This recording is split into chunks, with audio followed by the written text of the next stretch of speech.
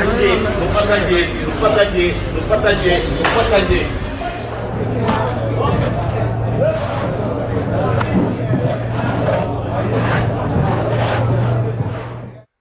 എൻ്റെ പേര് റോസ് വൽരാജ്. വയസ്സ് 54. ഈ ജോലിയിൽ 44 കൊല്ലായി.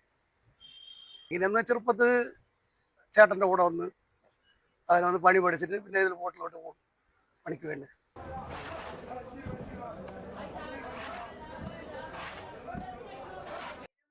എൻ്റെ പേര് ധനേഷ് എന്നാണ്. ധനേഷ്, കൊല്ലം കരുനാഗപ്പള്ളി.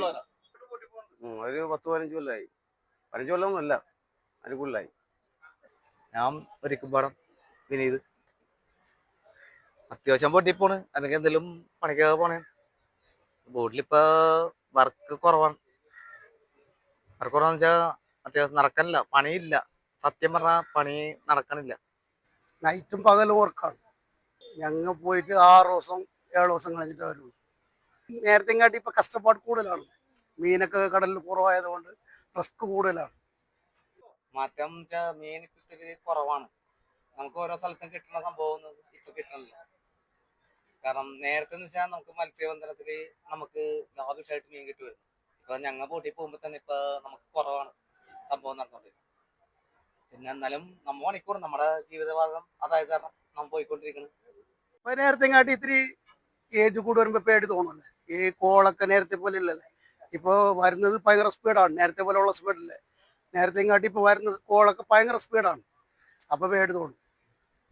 ഇതാണ് നമ്മുടെ ഹാർബർ. ഇവിടെ നമ്മളെ മത്സ്യത്തിന് നമ്മൾ വിൽക്കാൻ വേണ്ടി വരുന്ന സ്ഥലം. അപ്പൊ അതൊക്കെ വെച്ചിട്ട് നോക്കുമ്പോഴത്തേക്കും ഇപ്പൊ നാളെ പോട്ട് തിരിച്ചു പോകുമ്പോഴത്തേക്കും എപ്പ എന്ത് കിട്ടുമെന്ന് നമുക്കറിയില്ല. അതാണ് മത്സ്യബന്ധനം. ചിലപ്പോ ചാകര കിട്ടും, അല്ലെങ്കിൽ പോയി. എന്തായാലും നമ്മൾ പോയി നോക്കും. പോയില്ലെങ്കിൽ നമുക്ക് ആ പൈസ മേടിച്ചിട്ട് നമ്മൾ വീട്ടിൽ പോകും. ചിലപ്പോ നഷ്ടം കച്ചവടം. ഫിഷറി ഡിപ്പാർട്ട്മെന്റിൽ ജോലി ചെയ്ത ആളാണ് ഞാൻ. ഈ ബോട്ട് പിടിക്കുന്ന ചെറുമീൻ കൊണ്ടുവരുന്ന അതിൻ്റെ ഒരു ആളായിരുന്നു. പക്ഷേ അത് സീ റെസ്ക്യൂ സ്ക്വാഡിൽ വർക്ക് ചെയ്ത ആളാണ്. അതായത് നമ്മുടെ കേരള സർക്കാരിൻ്റെ സീ റെസ്ക്യൂ സ്ക്വാഡ് അതിൽ വർക്ക് ചെയ്ത ആളാണ്. അത് വിട്ടു. ചെമ്മീനൊക്കെ വിലയില്ലാണ്ട് വരുമ്പോൾ നമ്മളെ വിദേശ നാട്ടുകളിലൊക്കെ പോകുമ്പോൾ ഈ ടാക്സ് കൂട്ടിയത് കൊണ്ട് ഈ ചെമ്മീനൊക്കെ വില കുറച്ച് വരും. വില കുറച്ചത് കൊണ്ടാണ് നമുക്ക് കഷ്ടപ്പാട് കൂടുതൽ. റിസ്ക് എടുക്കണം കൂടുതലായിട്ട് കടലിൽ. ഈ ഡീസൽ വില കൂടുതൽ, നേരത്തെ പോലെ അല്ല. അപ്പോൾ അതിനുവേണ്ടി റിസ്ക് നമ്മൾ കൂടുതൽ എടുക്കണം. അതിന് അത്രയുള്ള മീൻ പിടിച്ചാൽ തന്നെ ഇവിടെ കരക്ക് വന്നിട്ട് വല്ലതും കിട്ടും. പിന്നെ നമുക്കുള്ള ജോലി വെച്ചാൽ വല വലിക്കലും ബാക്കി മീനെല്ലാം തിരയലും.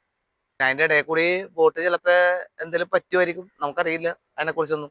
പേടിയൊന്നുമില്ല. കാരണം നമ്മ പണിയെടുക്കണം. നമ്മ കൊണ്ടുവരുന്ന സാധനമാണ് ഇവിടെ കൊടുത്തത് നിങ്ങൾ വരെ തിന്നണത്. അത് ചിന്തിക്കണം. അല്ല ശരിയല്ലേ? ഞങ്ങൾ കൊണ്ടുവന്നാലേ നിങ്ങൾ തിന്നോളൂ. കടലിനോടുള്ള പേടിയൊന്നുമില്ല. പക്ഷെ കടൽ എന്ന് പറഞ്ഞാൽ നമ്മുടെ കടലമ്മ നമ്മൾ അന്നേക്കാട്ടി ഏറ്റവും വലിയൊരു ഇവിടെ പോയിപ്പോയല്ലെന്നല്ല, അത് മറക്കാൻ പറ്റാത്ത സീനാണ്. അതുപോലെ സുനാമിയിൽ മുങ്ങിപ്പോയതാണ്.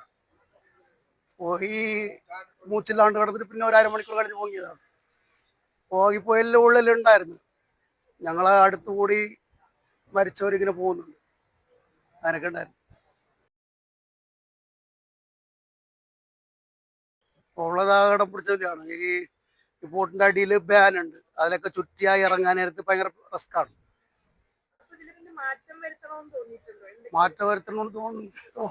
നമ്മളെ പറ്റില്ലല്ലോ അത്. ഇവിടെ കരയിലുള്ളവർ ചെയ്താലേ അത് നടക്കത്തുള്ളൂ. കരയിലുള്ളവർ ആ മൈൻഡില്ല.